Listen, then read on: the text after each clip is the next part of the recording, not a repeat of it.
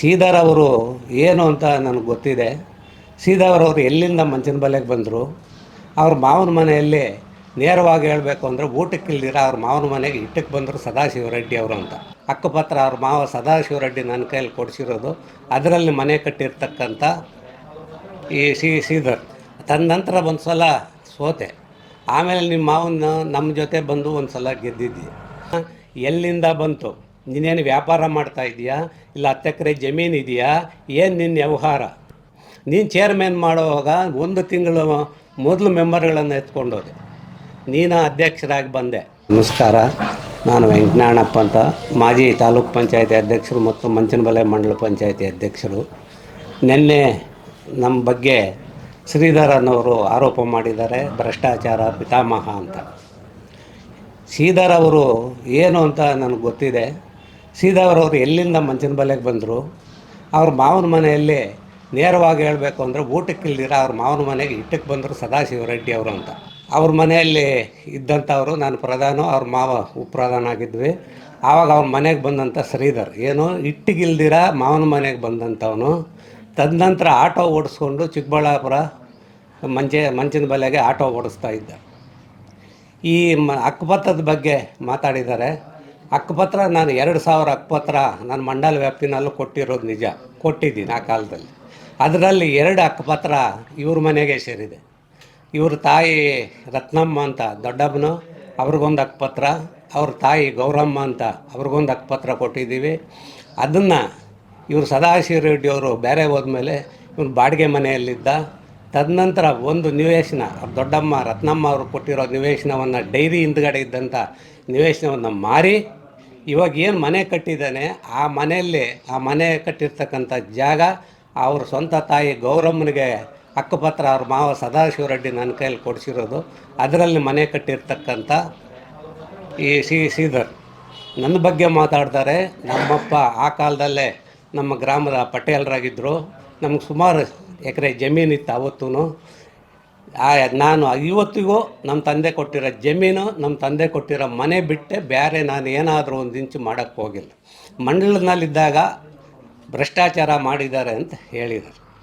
ನಾನು ಮಂಡಲ ಪಂಚಾಯತಿಗೆ ಬಂದಾಗ ಮಂಡಲ ಮೆಂಬರಾಗಿ ಅವಿರೋಧ ಆಯ್ಕೆ, ಮಂಡಲ ಪ್ರಧಾನ ಆದಾಗ ಕಾಂಗ್ರೆಸ್ನವ್ರು 12, ನಾವು ಜನತಾ ಪಕ್ಷದವ್ರು 12 ಜನ ಇದ್ವಿ. ಆಗಲೂ ಕೂಡ ಕಾಂಗ್ರೆಸ್ನವರು ಅರ್ಜಿ ಹಾಕದೆ ಗೌರವವಾಗಿ ನನ್ನ ಪ್ರಧಾನಿ ಅವಿರೋಧವಾಗಿ ಮಾಡಿರ್ತಕ್ಕಂಥ ಸತ್ಯ ಮಂಚನಬೆಲೆ ಮಂಡಲ ಪಂಚಾಯತಿನಲ್ಲಿದೆ. ಆ ಥರ ಗೌರವದಿಂದ ನಾವು ಅದು ರಾಜಕೀಯಕ್ಕೆ ಬಂದಂಥವು. ನೀನು ರಾಜಕೀಯಕ್ಕೆ ಬಂದ ಮೇಲೆ ಏನು ಮಾಡಿದ್ಯಾ? ತದನಂತರ ಒಂದು ಸಲ ಸೋತೆ, ಆಮೇಲೆ ನಿಮ್ಮ ಮಾವನ ನಮ್ಮ ಜೊತೆ ಬಂದು ಒಂದು ಸಲ ಗೆದ್ದಿದ್ದಿ. ತದನಂತರ ನೀನು ಮೊನ್ನೆ ಎಲೆಕ್ಷನ್ನಲ್ಲಿ, ಗ್ರಾಮ ಪಂಚಾಯತ್ ಎಲೆಕ್ಷನ್ನಲ್ಲಿ ನಿನ್ನನ್ನು ಸೋಲಿಸಿದ್ವಿ ನಾವು. ಲಿಂಗಾಯತರ ಅಂತ ಬಸವರಾಜನ್ನವ್ರು ಹಾಕಿ ನಾನೇ ಅವರನ್ನು ಸೋಲಿಸಿದೆ. ತದನಂತರ ಕಾಂಗ್ರೆಸ್ನಲ್ಲಿ ಅವ್ರ ಹೆಂಗಸರಿಗೆ ಏನು ತಾಲೂಕು ಪಂಚಾಯತಿ ಟಿಕೆಟ್ ಕೊಟ್ಟರು, ಅವರನ್ನು ಕೂಡ ಸೋಲಿಸೋದಕ್ಕೆ ಮಧು ಅವ್ರ ತಾಯಿಯಾದ ನಾಗಮಣಿ ಅನ್ನೋರನ್ನ ಹಾಕ್ಸಿ ಜನತಾದಳದಲ್ಲಿ ಮತ್ತೆ ನಿನ್ನನ್ನು ಕಾಂಗ್ರೆಸ್ನಲ್ಲಿ ನಾವು ಸೋಲಿಸಿದ್ದೇವೆ, ಜನತಾದಳವನ್ನು ಗೆಲ್ಲಿಸಿದ್ದೇವೆ. ನೀನು ಭ್ರಷ್ಟಾಚಾರದ ಬಗ್ಗೆ ಮಾತಾಡ್ತೀಯ. ಇವತ್ತು ನನಗೆ ಮಾಡಿರ್ತಕ್ಕಂಥ ಜಮೀನು, ನಮ್ಮ ತಂದೆ ಕೊಟ್ಟಿರ್ತಕ್ಕಂಥ ಜಮೀನು ಮನೆ ಬಿಟ್ಟರೆ ಇಲ್ಲ, ನಿನಗೆ ಯಾವುದೇ ಆಧಾರ ಇಲ್ಲ. ಇವತ್ತು ಏನು ನೀನು ಮಂಚನಬೆಲೆಯಲ್ಲಿ ಐರಾಮಿ ಮನೆ ಕಟ್ಟಿದ್ಯಾ, ಅದು ಕಾಂಪ್ಲೆಕ್ಸ್, ಅದು ಏನು ನೀನು ಕಾಂಪ್ಲೆಕ್ಸ್ ಕಟ್ಟಿದ್ಯಾ, ನೀನು ಏನು 2 ಕಾರುಗಳಿಟ್ಕೊಂಡು ಜೀವನ ಮಾಡ್ತಾ ಇದೆಯಾ, ಐರಾಮಿ ಜೀವನ ಎಲ್ಲಿಂದ ಬಂತು? ನೀನೇನು ವ್ಯಾಪಾರ ಮಾಡ್ತಾ ಇದೆಯಾ, ಇಲ್ಲ 10 ಎಕರೆ ಜಮೀನು ಇದೆಯಾ, ಏನು ನಿನ್ನ ವ್ಯವಹಾರ? ನಮಗೆ ಇವತ್ತಿಗೂ ಕೂಡ ನಾನೊಂದು ಮೋಟ್ರ್ ಬೈಕಲ್ಲಿ ಓಡಾಡ್ತಾ ಇದ್ದೀನಿ, ಏನು ಐಷಾರಾಮಿ ಕಾರ್ ದೇಖ್ಲೋ ಇಟ್ಕೊಂಡಿಲ್ಲ. ನೀವು ಇವತ್ತಿನ ನಡೆಸ್ಬೇಕಾದ್ರೆ ಏನು ಕಾರಣ? ನೀನು ಇವತ್ತು ಹೇಳ್ತೀಯನು ನಾನು ಭ್ರಷ್ಟಾಚಾರ ಅಂತ. 13ರಲ್ಲಿ ಸುಧಾಕರ್ ನಿಂತಾಗ ನೀನು ಕಾಂಗ್ರೆಸ್ನಲ್ಲಿ ಇದ್ದು ಜನತಾದಳ ನಮ್ಮ ಜೊತೆಯಲ್ಲಿ ಬಚ್ಚೇಗೌಡರು ಮಾಡಿದೆ. ಆವತ್ತು ನೀನು ಇದೇ ಸುಧಾಕರ್ ಬಗ್ಗೆ ಏನು ಮಾತಾಡಿದ್ದೆ ಅಂದರೆ ನಾನು ಹೇಳಬೇಕಾದ್ರೆ ನೀನು ನಂದಿ ದೇವಸ್ಥಾನಕ್ಕೆ ಬಾ, ನಂದಿ ದೇವಸ್ಥಾನ ಸತ್ಯ ಹೇಳ್ತೀನಿ. ನಾನು ಆ ಮಾತು ಹೇಳಿಲ್ಲ ಅಂತ ನೀನು ಹೇಳು. ಯಾವತ್ತು ನೀನು ಹೇಳಿದ್ರೆ ಆವತ್ತು ನಾನು ನಂದಿ ದೇವಸ್ಥಾನಕ್ಕೆ ಬರೋದಕ್ಕೆ ನಾನು ಸಿದ್ಧವಾಗಿದ್ದೀನಿ.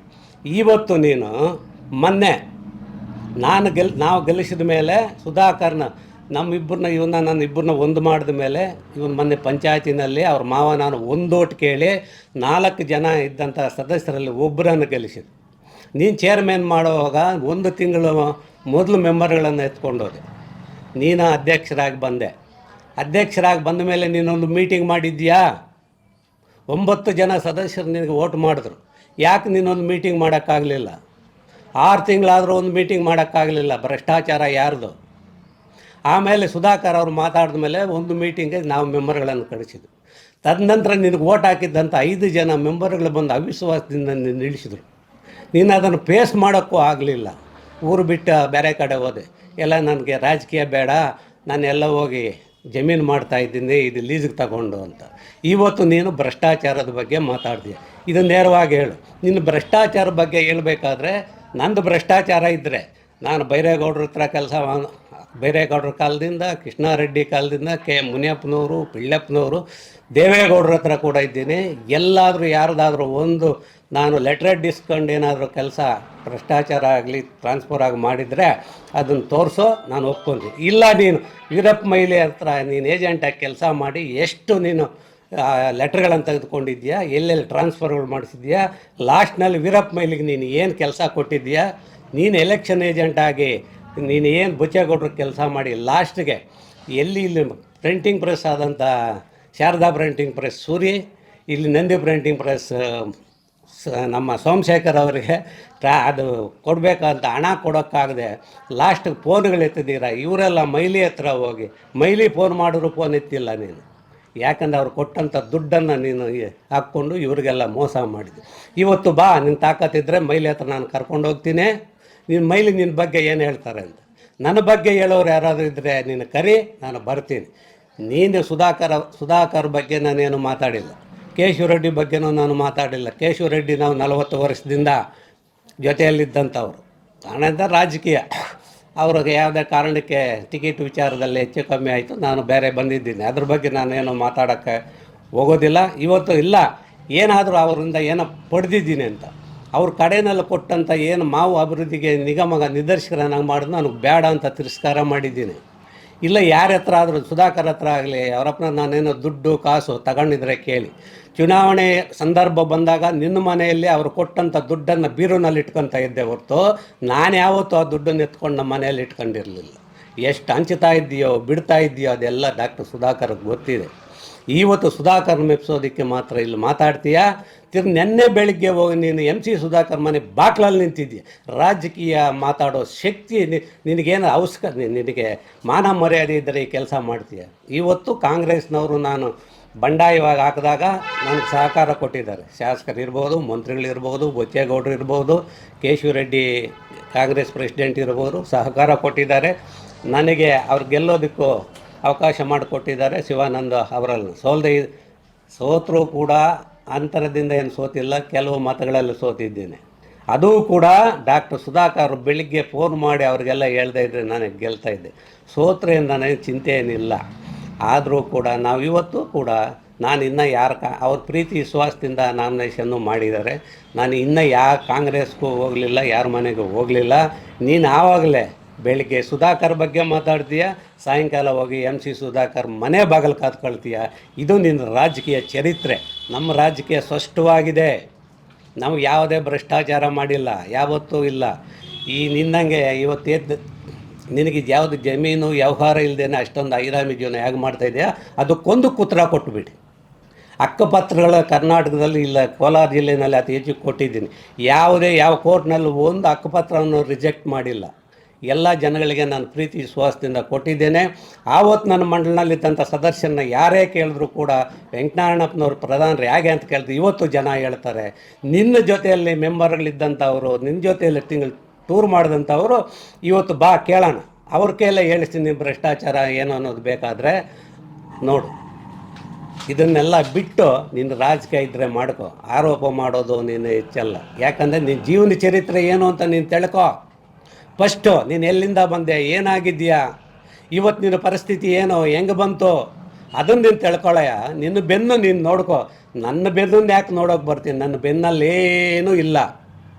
ನಮ್ಮಪ್ಪ ಕೊಟ್ಟಿರೋ ಜಮೀನು, ನಮ್ಮಪ್ಪ ಕೊಟ್ಟಿರೋ ಮನೆ, ಅಷ್ಟರಲ್ಲಿದ್ದೀನಿ. ನಾನು ರಾಜಕೀಯದಲ್ಲಿ ಯಾವತ್ತೂ ಏನೂ ಮಾಡೋಕ್ಕೆ ಹೋಗಿಲ್ಲ, ಮಾಡಿಲ್ಲ. ನಿನಗೆ ರಾಜಕೀಯ ಬಿಟ್ಟರೆ ಜೀವನನೇ ಇಲ್ಲ, ರಾಜಕೀಯದಿಂದ ನೀನು ಬದುಕಿ ಭಂಡಾರ ಮಾಡ್ತಾ ಇದ್ದೆ ಅನ್ನೋದು ಇಡೀ ಮಂಚನಬಾಲೆ ಗ್ರಾಮಸ್ಥರಿಗೆಲ್ಲ ಗೊತ್ತಿದೆ. ಇವತ್ತು ನೀನು ಚುನಾವಣೆಗಾಗಿ ಮಂಚನಬಾಲೆಯಲ್ಲಿ ನೀನು ಏನಾದರೂ ಸದಸ್ಯರಾದರೆ ನಾನು ರಾಜಕೀಯ ಬಿಟ್ಟು ಮನೆಯಲ್ಲಿರ್ತೀನಿ. ನೀನು ಚಾಲೆಂಜ್ ಆದರೆ ನಾವು ಗೆಲ್ಲಿಸಿರ್ತಕ್ಕಂಥ ಮೆಂಬರ್ಶಿಪ್ಗೆ ರಾಜೀನಾಮೆ ಕೊಟ್ಟು ಇವತ್ತು ನಿಂತ್ಕೋ. ನೀನು ಗೆದ್ದು ಬಿಟ್ಟರೆ ನಾನು ರಾಜಕೀಯ ಬಿಟ್ಟು ಮನೆಯಲ್ಲಿರ್ತೀನಿ, ನೀನು ಸೋತ್ರೆ ನೀನು ಮನೆಯಲ್ಲಿರ್ತೀನಿ ಅನ್ನೋದು ಮನೆಯಲ್ಲಿರೋದು ನೋಡ್ಕೋ.